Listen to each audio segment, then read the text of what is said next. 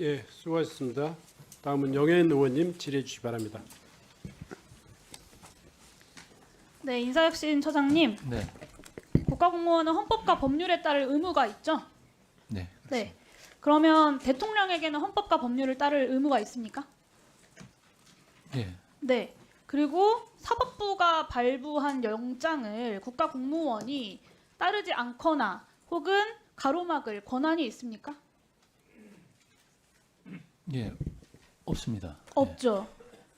경찰청 차장님 들으셨죠?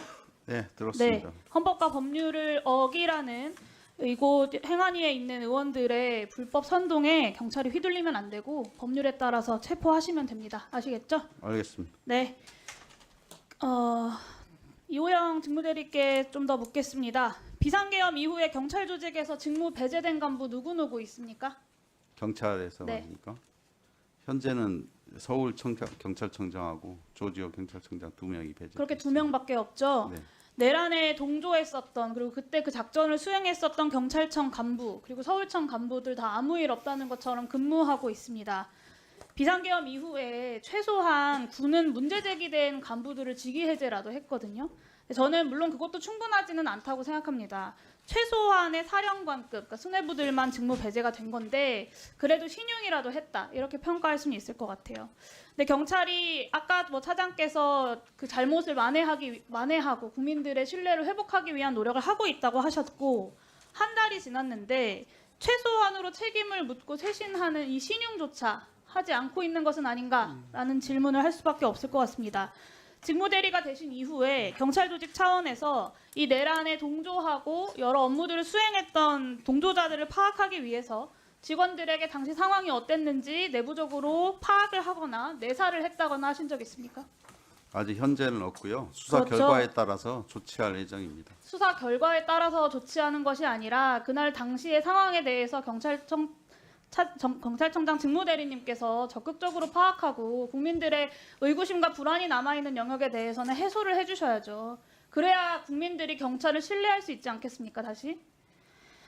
조지호, 김봉식 2명 청장이 이곳 국회에 와서 뻔뻔하게 거짓말을 하다가 결국에 구속이 되었고 그 과정에서의 여러 거짓말들이 밝혀졌습니다. 그날 이곳 행안위 전체 회의에 와서 김봉식, 조지호 2사람이 거짓말했을 때 함께 배석하고 있었던 경찰청 간부들, 이 내란 수계의 지시를 따랐던 주요 간부들이 그 2사람이 이곳 행안위에서 했던 말이 거짓말인 줄 몰랐을까요? 저는 몰랐을 거라고 생각합니다. 모르지 않았습니다. 최소한 군에서는 양심 고백한 사람들이 있어요. 근데 경찰 조직이 다 해서 그 누구도 양심 고백하는 사람이 없습니다. 다 해서 조지호, 김봉식 2사람만 내란에 가담했고 나머지는 문제가 없다. 차장님 그렇게 생각하십니까? 반드시 그렇다고 생각은 않고 있고요. 지금 수사가 지금 약간 참고인 조사 위주로 거의 다 받은 걸로 알고 있고요. 곧 결과가 나올 걸로 생각하고 있습니다. 군에서는 네. 형사적 절차가 마무리돼서 직무해제했습니까? 저희들은 그렇지 이제 않습니다. 네. PPT 좀 띄워주세요. 12월 3일 서울경찰청 출입 내역이에요. 경비부장, 정보부장, 수사부장, 공공안녕차장까지 우연히도 계엄 선포 전에 서울청에 퇴근 이후에 복귀를 합니다. 이호영 차장님께서 12월 3일 밤에 몇 시에 청사에 도착하셨는지 기억하십니까? 11시 한 30분 좀 넘어서 도착한 걸로 그렇죠. 알고 TV로 있습니다. 보고 알았다면 그 정도 시간에 딱 도착했을 만한 일이겠죠. 근데 이 사람들은 어떻게 계엄 선포 전에 약속이라도 한 것처럼 다 청사에 모였을까요?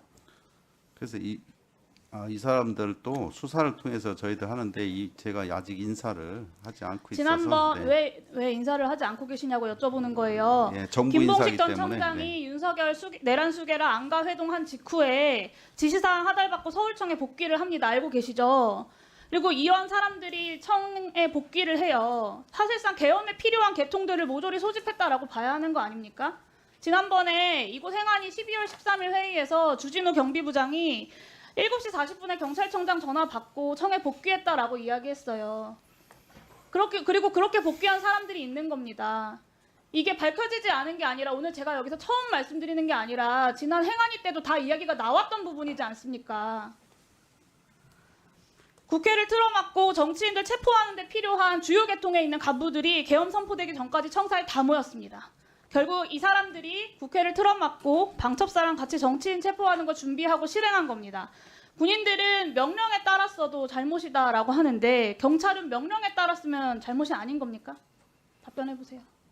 명령에 따랐어도 잘못입니다. 잘못된 그리고, 명령에 조만간에 따랐으면 확인하고 수사가 거의 뭐 되는 걸 보면서 바로 수사 인사 끝날 조치하도록 때까지 하겠습니다. 기다리지 마시고 일단 직무해제라도 하셔야 된다고 말씀드리는 겁니다. 주진우 확인하고. 경비부장 비상계엄 시에 통제해야 하는 국회 출입문수, 개폐 현황, 근무 현황까지 김봉식 청장한테 속속들이 다 보고한 사람입니다. 계엄 전에.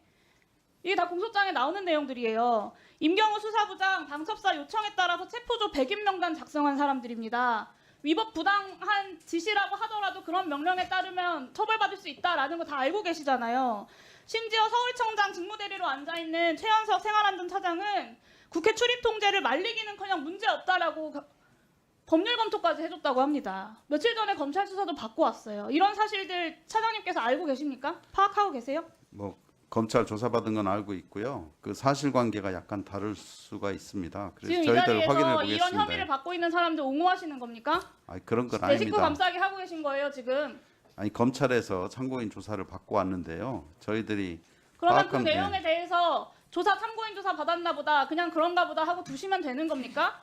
전반적으로 조만간에 사실관계가 확인되기 때문에 그걸 기다렸다가 조치하려고 그랬습니다. 100번 양보해서 징계 절차라고 하는 건 특수본 수사 결과 지켜볼 수 있다고 칩시다.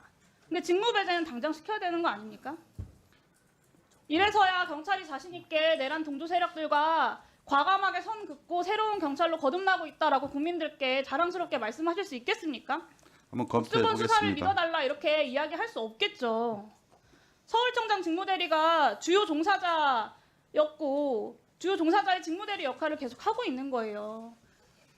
내란에 가담했던 세력들이 경찰에서 아직 다 배제되지 않았다고요. 최소한 주진우 경비부장, 임경우 수사부장, 최현석 생활안전차장은 반드시 직무배제 시켜야 하고요. 경찰공무원법 7조에 따르면 총경의 직위 해제는 경찰청장이 한다라고 되어 있습니다. 그죠? 예, 그렇습니다. 직무대리가 결정하면 되는 겁니다. 여기 직위 해제 검토해 주시고요. 총경은 아니고요, 이분들이 경무관 이상. 민주경찰의 책임자답게 행동해 주시기를 요청드립니다. 검토해 보겠습니다.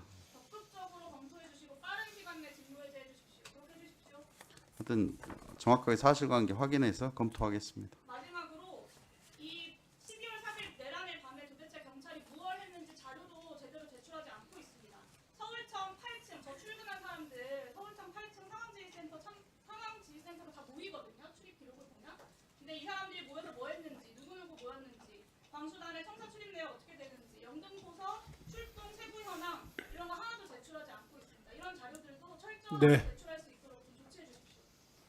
확인해 보게 수사 중인 상황이라 제출이 안 되는 것 같습니다. 한번 자. 검토해 보도록 하겠습니다. 예. 영현 의원님 수고하셨습니다.